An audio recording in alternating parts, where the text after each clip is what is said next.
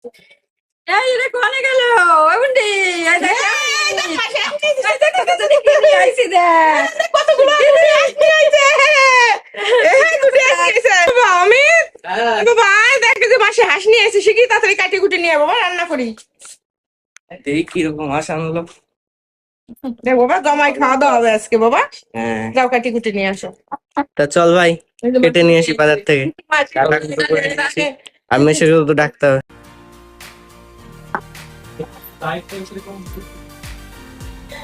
চলো তাহলে বন্ধুরা, ছেলে হাঁস নিয়ে গেল কাটতে।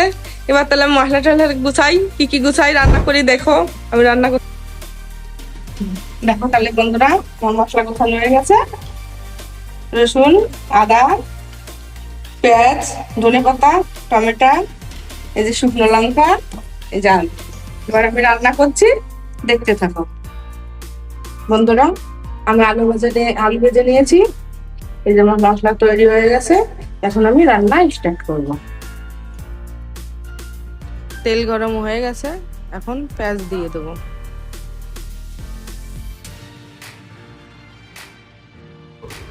পেঁয়াজটা ভালো করে ভেজে নেব। ভেজে নেওয়ার পরে টমেটো কুচি দিয়ে দেবো। টমেটো কুচি দিয়ে ভালো করে ভেজে নেব।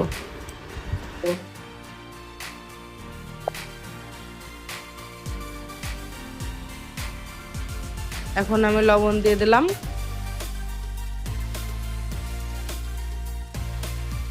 এখন আমি হলুদটা দিয়ে দিলাম। হলুদ দিয়ে ভালো করে কষিয়ে নেব। রান্নায় তেল ছেড়ে দিয়েছে। এখন আমি পেস্ট করা মশলাগুলো দিয়ে ভালো করে কষিয়ে নেব।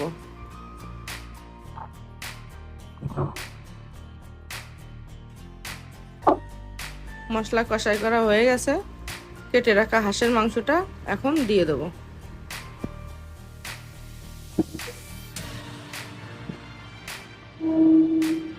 এখন আমি 10 মিনিটের জন্য মাংসটা ঢাকা দিয়ে দিলাম। 10 মিনিট পরে ঢাকাটা খুলে দেখবো আমার মাংসটা হয়েছে কিনা। হ্যাঁ বন্ধুরা, মাংসটা সেদ্ধ হয়ে গেছে। এখন দিয়ে দেবো শুকনো লঙ্কা বাটা। এখন ভালো করে কষাই করে নেব। কষাই করে ভেজে রাখা আলুটা দিয়ে দেবো। এখন আমার মাংসটা কষাই হয়ে গেছে ভালো করে। এখন পাশে গরম জলটা রেখেছিলাম, ওইটা আমি দিয়ে দেবো। আমার রান্না প্রায় কমপ্লিট।